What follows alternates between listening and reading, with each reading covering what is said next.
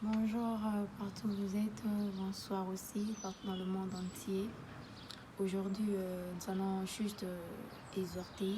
Nous allons nous exhorter au fait pendant 5 minutes. Ça m'a monté au cœur le matin. J'allais parler sur la désobéissance. Aujourd'hui matin, j'ai compris vers 3 heures que plusieurs choses dans nos vies, cela ne fonctionne pas à cause de la désobéissance. Exemple de 1 roi 13, vous pouvez lire ça dans vos maisons. L'histoire d'un serviteur de Dieu, d'un homme de Dieu, que Dieu a envoyé vers Jéroboam. Dans son retour, Dieu avait dit ne mange rien, ne bois rien jusqu'à ce que tu vas retourner chez toi à la maison. Malheureusement, c'est à cause d'un prophète qui a menti de la part de Dieu. Il a donné quelque chose à boire et à manger et cet homme de Dieu n'était plus retourné chez lui à la maison. Pourquoi? Parce que c'est à cause de la désobéissance. Peut-être vous êtes là toujours à chercher que le prophète vous dise des choses ou que les hommes de Dieu vous disent de la part de Dieu. Oui, c'est bien aussi, c'est pas mal. Mais vous devez avoir aussi de discernement. Alors, c'est pourquoi ce matin, j'allais dire, si nous voyons plusieurs échecs aujourd'hui dans la vie, c'est à cause de la désobéissance. Parce que nous n'arrivons pas nous-mêmes à écouter mieux Dieu. Vaut mieux avoir des Mardochés, des Juifs qui prient pour vous alors que vous êtes dans des moments de prière, qu'avoir des gens qui sont là en train de mentir de la part de Dieu. Parce qu'un homme de Dieu aussi peut mentir pour dire que Dieu m'a dit alors que Dieu n'a rien dit. Vous allez lire ça dans 1 roi 13. Cette histoire vraiment m'a beaucoup marqué parce que je me suis dit, pendant la nuit, je me suis dit, si un prophète pouvait mentir à un homme de Dieu, comment est-ce que cet homme de Dieu n'avait pas de discernement? Alors, nous, en tant qu'enfants de Dieu, c'est mieux aussi de chercher Dieu soi-même. Prendre de temps, de l'intimité avec Dieu. Parce que peut-être dans ce domaine-là que tu t'entends dire que Nzambaye bingate, Nzambaye bio. Mais dis-toi, est-ce que j'ai obéi à Dieu? Aujourd'hui, nous sommes là à nous relancer dans des choses, dans des affaires, dans des mariages, dans tout ce que ce soit. Est-ce que tu as le temps de te demander, est-ce que c'est là vraiment, c'est l'obéissance envers Dieu? Parce que qu'on ne puisse pas vous mentir, dans chaque domaine de la vie, vous devez engager Dieu en première position. Parce qu'il n'y a pas un domaine où Dieu n'existe pas. Partout, Dieu existe. Alors, pour que vous connaissiez vraiment la voix de Dieu, vous devez avoir une personne qui accepte d'abord que Dieu entre dans votre vie. Parce que, premièrement, si vous ne voulez pas échouer dans la vie, sachez-le très bien, mettez Dieu en première position.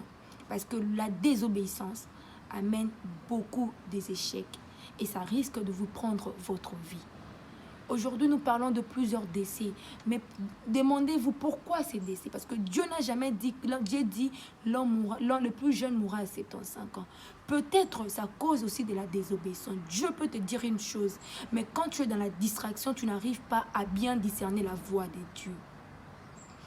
Dieu peut te dire que voilà, demain, ceci arrivera, même pendant le songe, même pendant la prière. Mais vous que nous sommes très sentimentales, même que nous voulons vraiment seulement que nous fassions ce que nous voulons et non ce que Dieu veut. Parce que seulement nous sommes trop spirituels. Même le pasteur, le archibishop, nous voulons faire ce que Dieu ne veut plus faire. Dieu nous demande de ne pas faire. Tellement que nous sommes maintenant trop spirituels, nous dépassons même la mentalité d'un enfant de Dieu ou d'une chrétienne. C'est triste vraiment en tant que chrétien. Surtout nous, le chrétien. Nous sommes maintenant en train de désobéir à Dieu. La désobéissance n'est pas seulement commettre un péché. Plusieurs pasteurs, plusieurs hommes de Dieu, nous-mêmes le chrétien, nous disons seulement que les désobéissance, c'est aussi fornication, impudicité. La désobéissance n'est pas aussi être, ça peut aussi être Dieu de dire cette chose-là, je ne veux pas que tu le fasses. Dieu te le dit en prière. Mais vu que toi, tu veux seulement faire la chose, et que quand il y aura de retombées, tu dis que Dieu n'était pas là. Mais si Dieu était là, mais Dieu t'a prévenu. Dieu nous prévient dans toutes choses. Nous devons avoir la sensibilité. Nous devons être sensibles à la voix de l'Éternel. Être sensibles à la présence de Dieu. Être sensibles à la méditation de Dieu. Parce que tout c'est réside dans la Bible. Nous devons être des femmes et des hommes de prière. Alors une personne qui prie, vous devez aussi être une personne qui médite la parole de Dieu et qui est sensible à la voix de Dieu. Sache que dans chaque domaine que tu vis, Dieu sait. La Bible déclare, demande, invoque-moi, je te répondrai, je te montrerai de choses cachées.